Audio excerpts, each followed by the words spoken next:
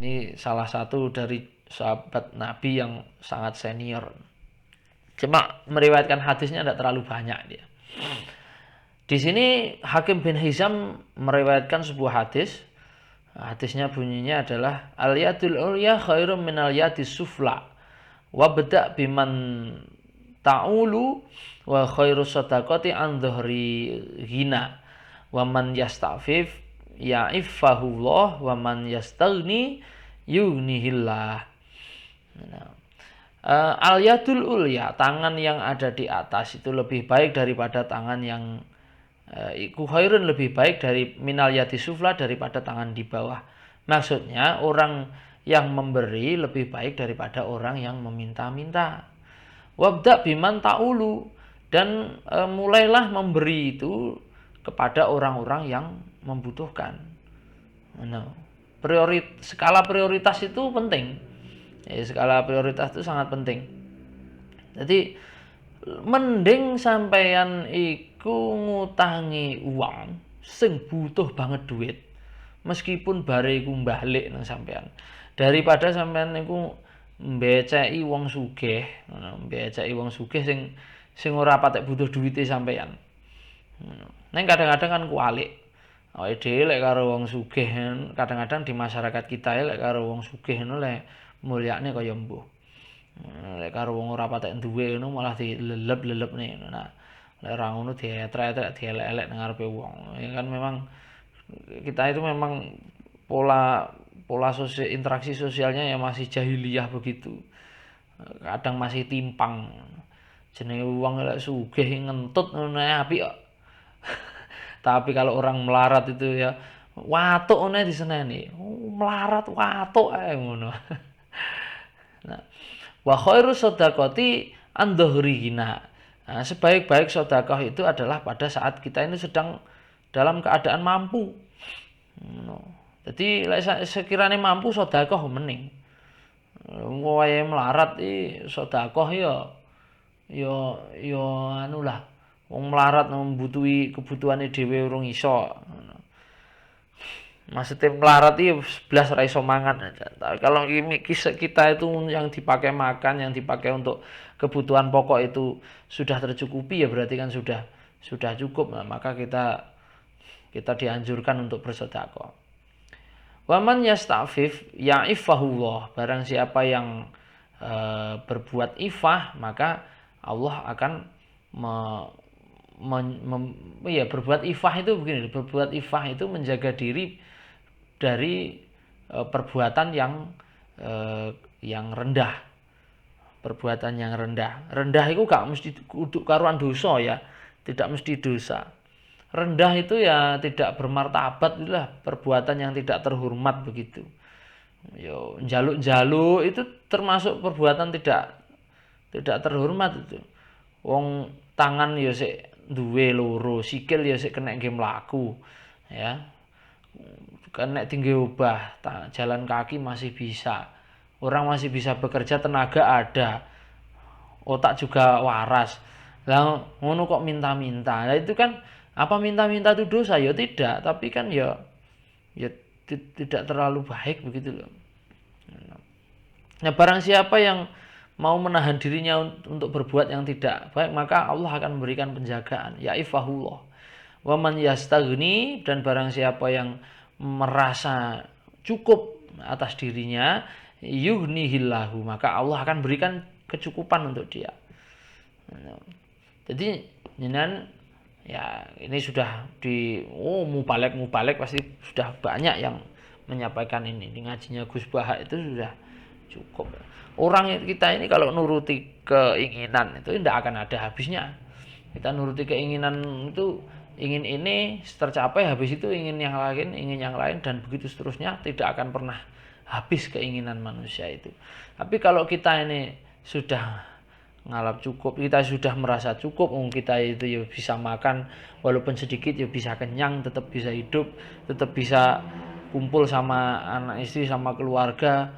Nah, kalau orang itu sudah mampu merasa cukup itu, maka itu Allah akan cukupkan untuk dia itu.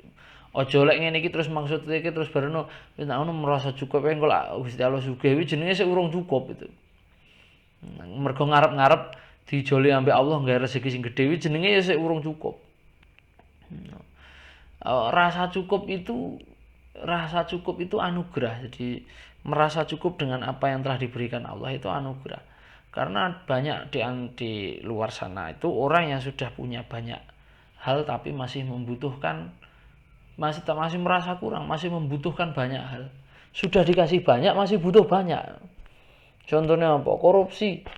Orang korupsi itu orang miskin sekali itu. Miskin hatinya, tidak diberikan hati yang kaya oleh Allah.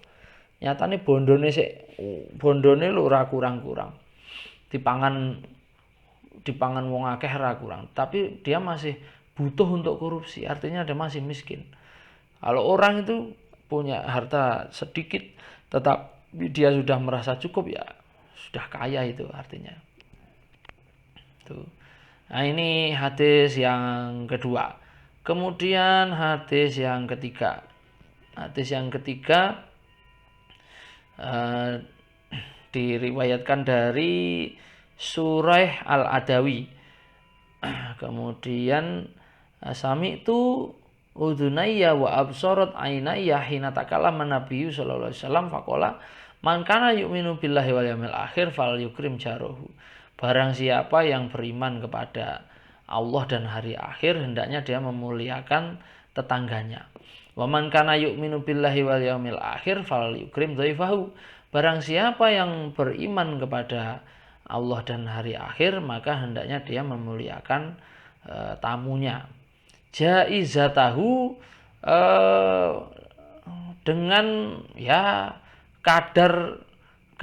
dengan kadar yang pantas lah, sesuai dengan kadar kepantasan.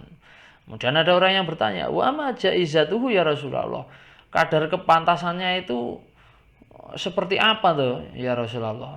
Kadar kepantasan memuliakan tamu itu loh. Qala, maka Rasulullah menjawab, yaumun wa lailatun. Ya sehari semalam, wa dhiyafatu, dan orang ya dan bertamu itu maksimal salah satu ayamin. Dia 3 hari 3 malam. Fama kana wara'a dzalika fahuwa shadaqatun alaihi. Dan apa-apa yang di luar itu atau di belakang itu adalah sedekah baginya. Jadi sing wajib itu sampai ya paling ndak ya sedina sewengi maksimal 3 hari 3 malam. Dene luwih saka kuwi ya wis dianggap dadi sedekah. Nang ya dayah 3 dina 3 bengi urung mulih ya wis dayah apa arep ngekos. Wa man kana yu'minu billahi wal yawmil akhir falyakul khairan aw liyasmut. Barang siapa yang beriman kepada Allah dan hari akhir, hendaknya dia berkata yang baik-baik, aw liyasmut, atau diam daripada salah ucap atau berkata yang menyakiti orang meskipun benar tapi salah tempat sehingga menyakiti perasaan orang, atau mengatakan hal yang belum jelas kebenarannya sehingga jadikan orang jadi salah paham. Bicaralah yang baik-baik atau mending diam saja. Gitu. Itu lebih baik. Saya dulu pernah dapat ya sedikit nasihat ya. Jadi orang itu kita bisa melihat dari perkataannya. Kalau kita ingin tahu kualitas seseorang, itu lihat perkataannya. Orang itu akan terbagi perkataannya itu menjadi 3 macam. Ada kategori orang yang berkualitas, perkataan orang berkualitas. Yang kedua adalah perkataan orang biasa atau orang standar saja. Kemudian yang ketiga adalah perkataan yang tidak bermutu, atau perkataan yang rendahan, murahan, tidak mutu. Jadi ada 3, yang berkualitas, kemudian yang biasa-biasa saja, kemudian yang ketiga adalah yang murahan atau yang rendahan atau tidak bermutu. Nah, ciri-cirinya gimana? Nah, ciri-cirinya kita pelajari satu-satu.